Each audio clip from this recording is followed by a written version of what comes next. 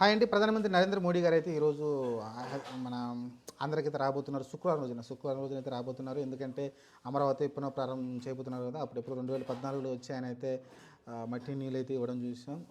అక్కడి నుంచి తీసుకోవడం చూసాం. కానీ తర్వాత అయితే ఇంక చూసుకుంటే జగన్మోహన్ రెడ్డి 2019లో గెలవడం, ఆ తర్వాత సీఎంగా ఉండి ఆయన 3 రాజధానులు ప్రకటించడం, రకరకాల చర్చలు జరిగిపోయింది. కానీ ఇప్పుడైతే మళ్ళీ అమరావతి రాజధాని అయితే ముందుకొచ్చింది కూటమి గవర్నమెంట్ అయితే.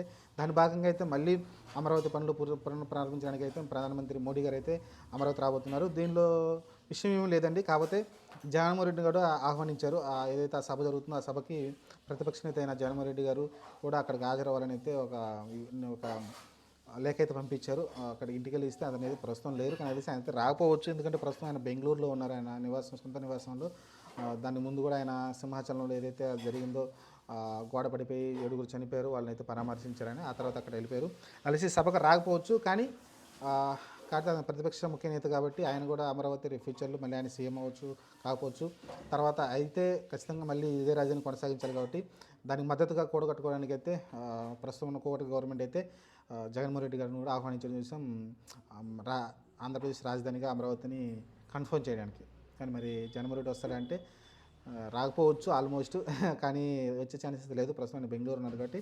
కానీ కూటమి అయితే ఆ నిర్ణయం తీసుకుంది. మంచి పరిణామం. ఎందుకంటే అందరిని కలుపుకొని వెళ్ళాలి. రాజధాని విషయంలో అందరి అభిప్రాయాలు తీసుకోవడం మంచిదే. కాకపోతే 2014లో జగన్మోహన్ రెడ్డి కూడా దీనికి ఓకే చెప్పాడు, సరే అని చెప్పాడు.